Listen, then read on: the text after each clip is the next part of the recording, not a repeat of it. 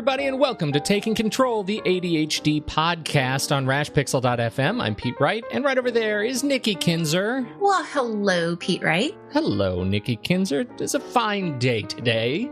It's a beautiful fall day here in Oregon.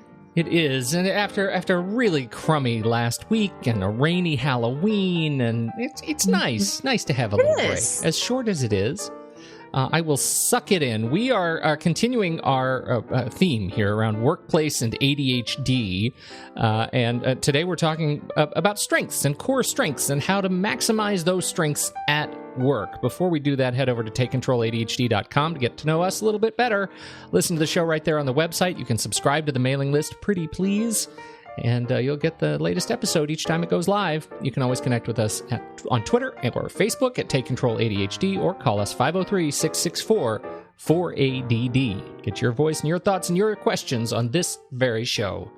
All right, Nikki, work and ADHD and core strengths. Now, we've talked about core strengths, I think, before, but it's been a long time and not at work. Yes, it has been a while. And but before I get into that, I have to share an update on Evernote.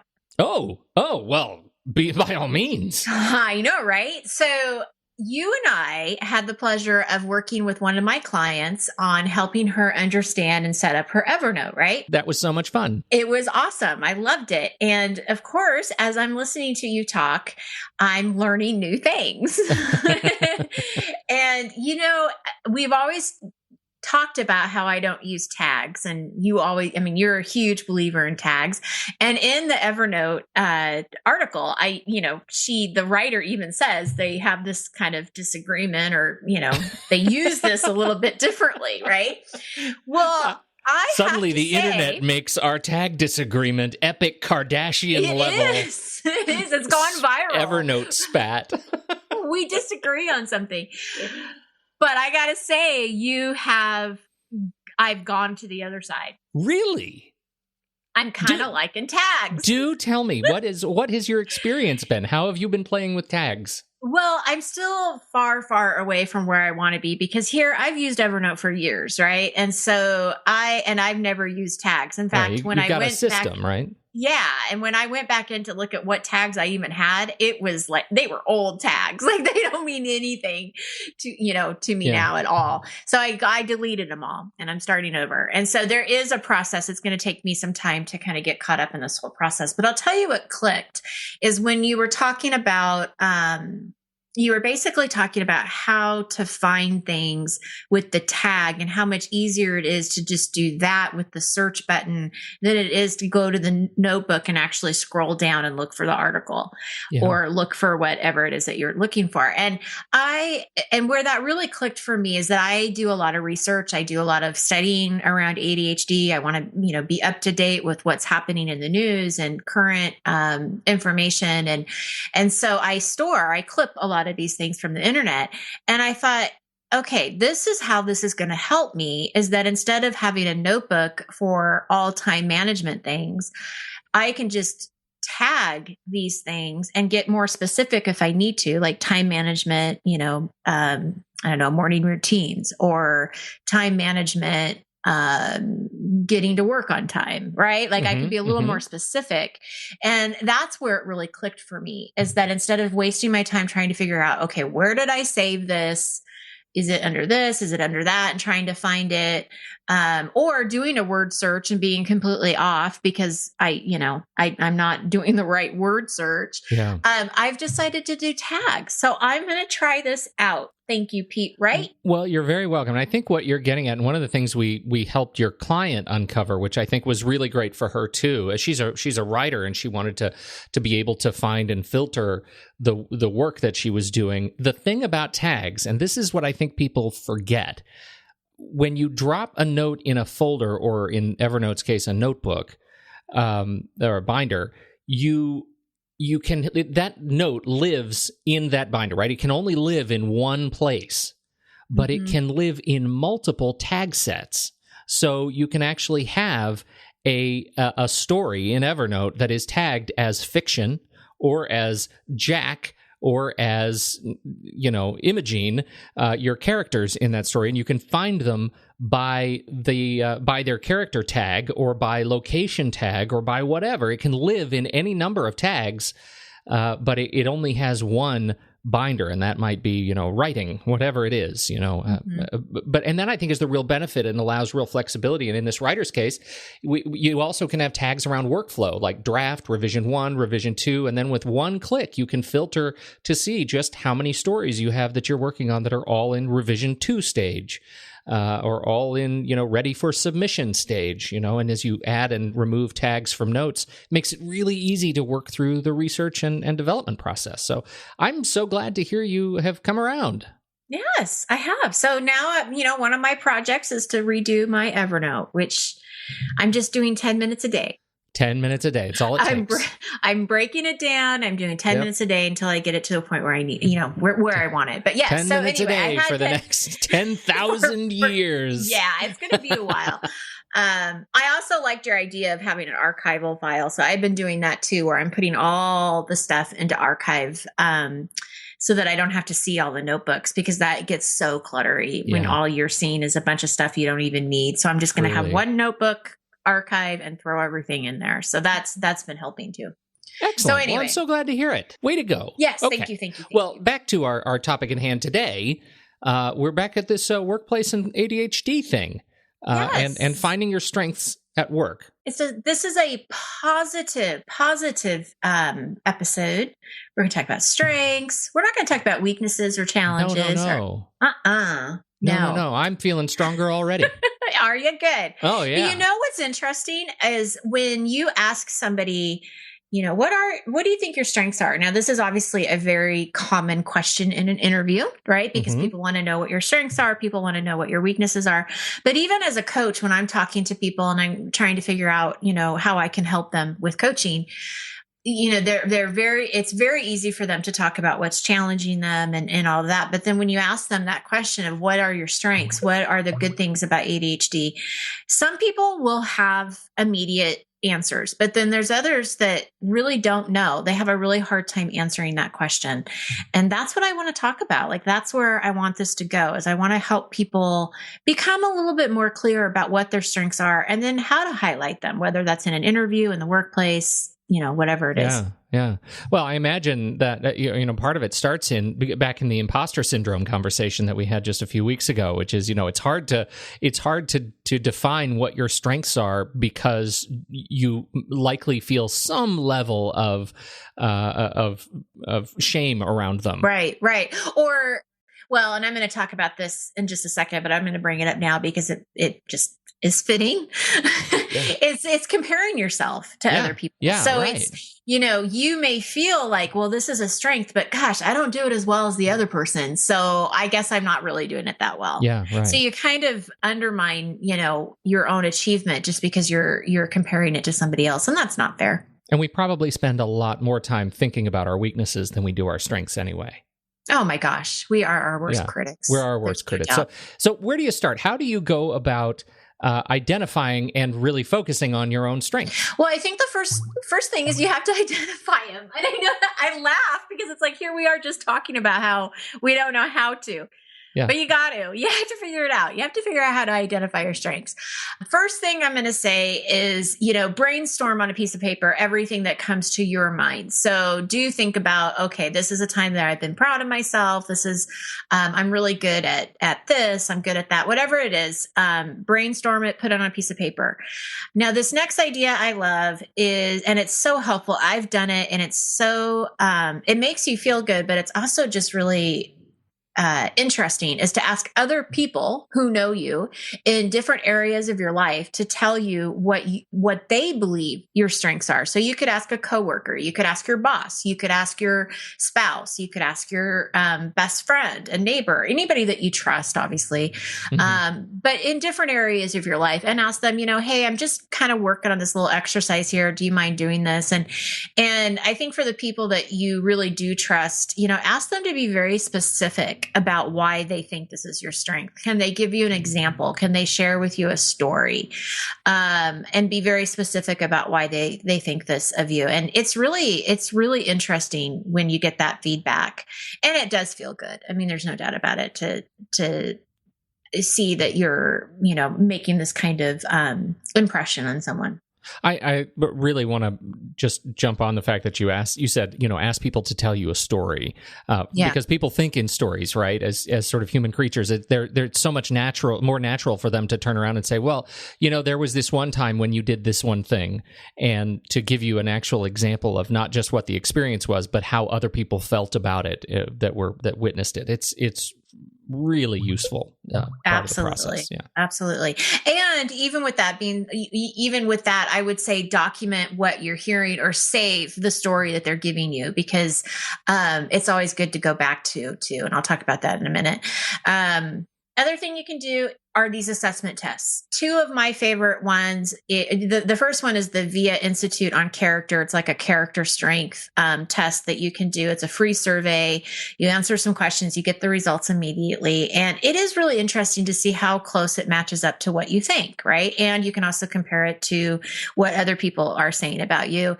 And then another assessment you can do is the strengthstest.com. And it's the same kind of thing. You go through the survey and you get these results. And so again, it's just giving you kind of another platform or another way of thinking of what your strengths might be, or another way of getting to them. What do the results look like? Like, what does it tell you when you've taken one of these tests? Gosh, Pete, I don't have that information in front of me. It's been a while since I took the VIA character ones, but I know it's in categories where it's like compassion and, honesty. It's like these definite values of what's most important to you and how you thought, like it's kind of prioritized, like 1 through 5. And I think what the value is of looking at that is, is honesty. Does that make sense? That's like that integrity piece is your number one value, like, or whatever else there might be. And it's escaping my mind on what they are now. But that's really, I think, just to see how close it matches. Because most of the time people are going to agree and say, yeah, that really makes sense. But, you never know. You may not agree. Right. And that's okay too. I mean, these are not like proven assessment tests that this is the way it is. You look at them or you analyze them the way you want to. Okay. So say you're still a little unsure, right? Like you're still not getting there. The other thing to kind of think about is, when do you feel most excited about something? When are you motivated and inspired about doing something? And these are the things that you kind of want to pay attention to, because you're portraying some kind of strength here. Especially if you're proud of yourself or you feel really good about something. Maybe you just completed a phone call that you, have been avoiding, and that's something you're really proud of yourself. Well, you know what? A character strength or a strength there could be perseverance. You didn't give up, persistence. It's like, okay, you kept going back to the to-do list and you did it. I mean, these are the things that people aren't always seeing about themselves, right? I mean, they're only focusing that it's taken me 2 weeks to make the call, but you know what? You made the call, and that's the strength that we want to acknowledge.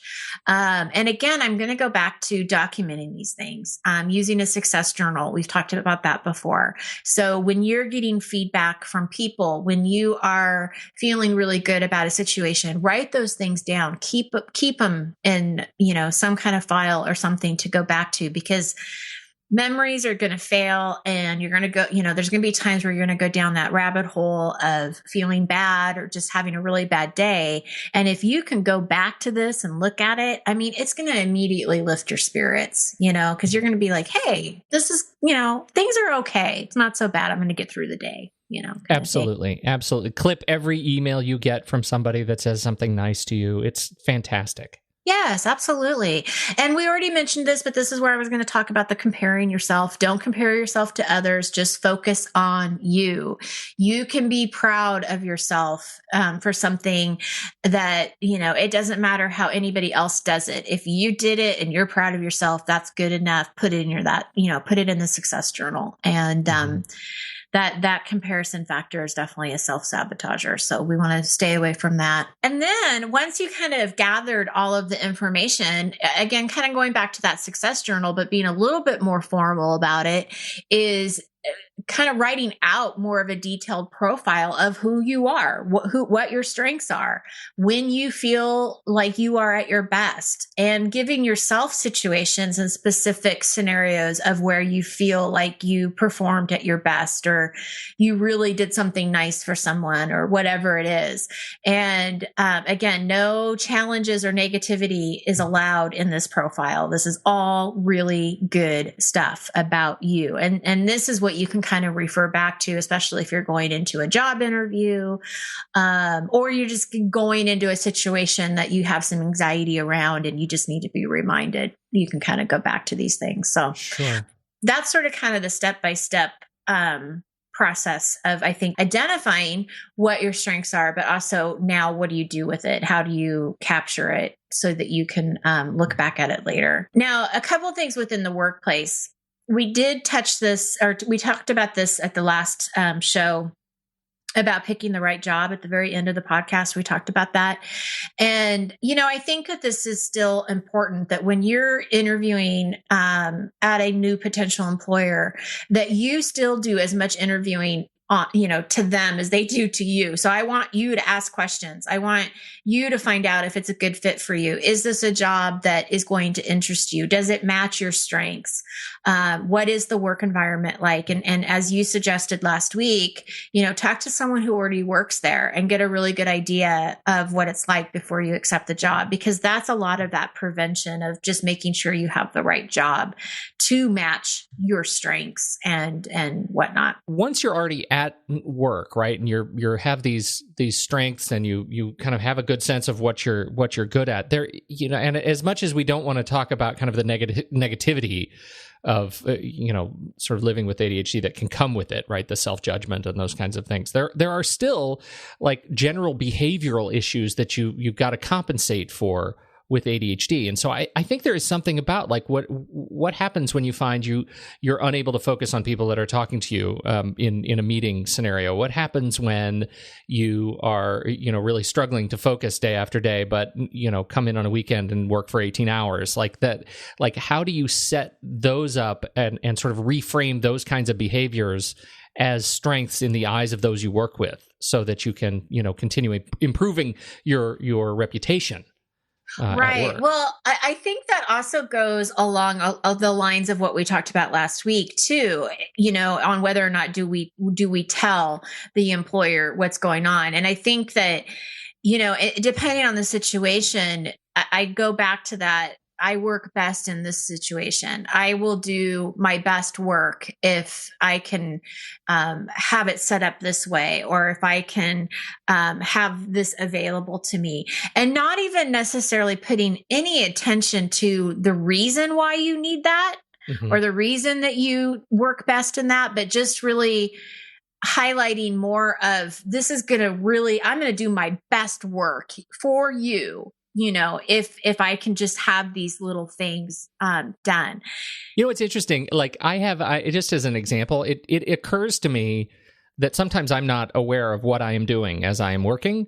And right now I'm very conscious of it because we're talking about it. But I realize that, one of the reasons that I work at a stand-up desk, and one of the reasons that I appreciate not having the camera on while I'm podcasting, is because while you're talking, I am literally walking in circles. Like I am doing deep knee bends. I am like I am. I'm surprised you're not out of breath. Yeah, no, it comes with many years of practice, but I have to move. I have to move. If I don't move, then you hear chairs squeaking, you hear like that is an accommodation that I had to make for my work, and made that accommodation as a result of getting myself out of a workplace that was not flexible in that area.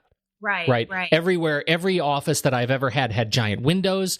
It was something where everybody was looking at you in a fishbowl, and it was there's a lot of even as a manager, as a leader in the organization, it can be very difficult to focus. And when you don't have for me, in my case, when I didn't have the sort of freedom, the flexibility to act act the way my body made me act in order to keep my head on straight.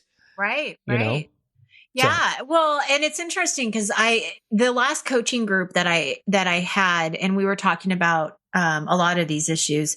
And one of the subjects did come up if, what if they're not understanding, and what if they're not willing to do the accommodations, and they're not accepting, and things like that. And somebody from the group, another member, actually chimed in and said, I think at that point you have to decide, is this the right employer for you? And maybe that's not the employer that you want to work for if they're not going to accept you for who you are. Yeah. And I think that that's very true. Just in this situation, you don't have to highlight the reason why you want a stand-up desk, but this is just how you work best. And this is what you would really like to have. And if they can accommodate that and make that work for you, that's great. And if they're going to just, flat out say, no, or no to this, or no to that, or no to this, and they're not understanding, and you feel like you're being discriminated against, then, it probably isn't the right environment. And that's Absolutely. Going back to from prevention from the very start, trying to figure out what kind of work environment you're going into. But you don't always know. I mean, that's the thing, is that you're making an educated guess at the beginning, but not until you really are in it do you know for sure. So you still may take the job and then still kind of feel that way at some point. But and I know, often you don't have the choice because of where you are in your career. If you're fresh out of college, or, and sometimes you just have to take the job you have to take.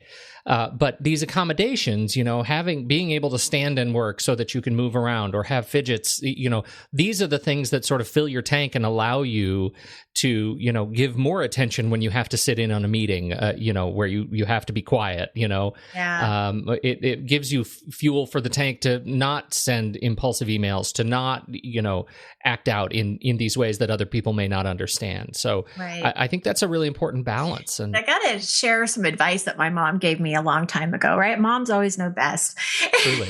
And this has really stuck with me. Is I remember, and I don't know if it was around college or maybe when I graduated, but she was saying to me, a job is just a job. If you don't like your job, if you aren't enjoying it, then you just get a different one. Yeah. And that, and it's such simple advice.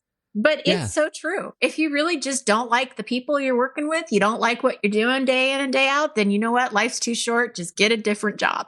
Yeah. There are people who can dissociate that, oh, it's just a job. And at 5:00, I'm so done. And then I get to be who I am. But from 8 to 5, I go ahead and do this in order to have that. I was never able to dissociate myself from the work that I was doing. For me, the job was always my stamp on the world. And even as kind of inconsequential as the job may have been, this is how I was making a mark. And so it had to be the right job. And if it wasn't the right job, man, I got depressed. This was when I was younger and didn't have the sort of intestinal fortitude to walk in and say, I need a different job because mom said so.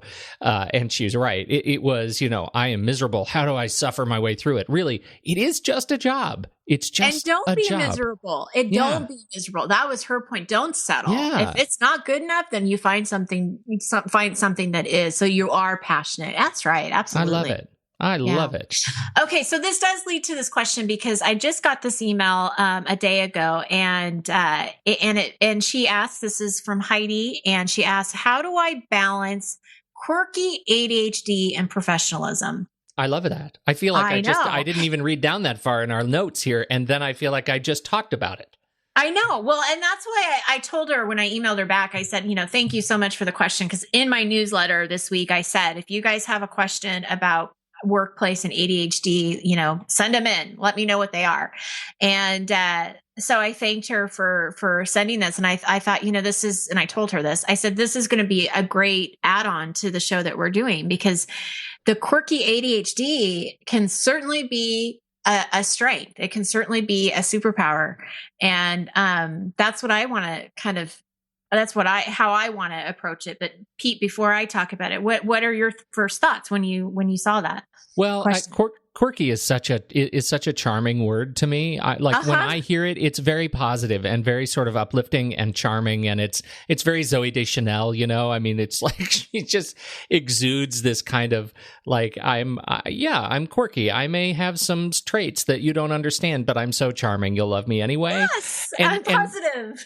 Right. It's super positive, and so I think of it like this is an opportunity. If you really have quirky, if you really have quirk down, then that's enormously empowering. It should be enormously empowering, because one of the things that comes with quirkiness is the ability to let troubles sort of fall off of your back, you know, water off a duck's back, right? Because you know, it's very sort of Portlandia to me, and I think that this goes hand in hand with whether or not you sort of come out as ADHD at work, is your ability to be sort of embracing of the quirk, and to say, this is who I am, and I need to share with you, the people that I work with every day, this is who I am, and this is how my brain works, and I'm gonna do my best to share with you, you know, the things that will make me a better person to work with too. And here are some things that are a little bit challenging, but I also wear great hats.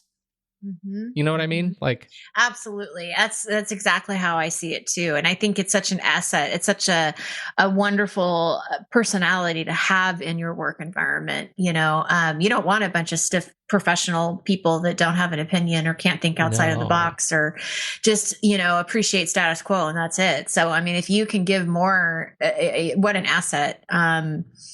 And the only thing that I would say about the professionalism part is that, you know, obviously, whether you have ADHD or not, you always have to be a little bit careful if you're making a lot of jokes, and what kind of jokes are they, and could they potentially be offensive to people?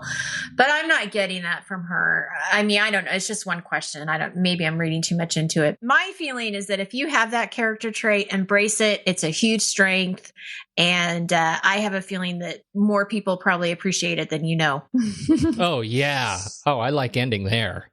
Yes. Great. But awesome. I have a challenge for people listening. Oh, do. So if you are one of those people that you can't just name off 5, you know, wonderful traits about you, then you need to go check out those assessments, talk to other people, make a profile for yourself, and do these things that we're talking about, because I think it's a great exercise. So, and you know what else you should do? You should ask. You should mention Nikki on Twitter, and with the hashtag my 5 ADHD traits, and list them out. 5 tweets. If you've ever struggled with this, share 5 great things about you. Work them up and share 5 great things with Nikki on Twitter. Oh, I love that. Take control, ADHD. That's right. The Twitter. Go to the Twitter.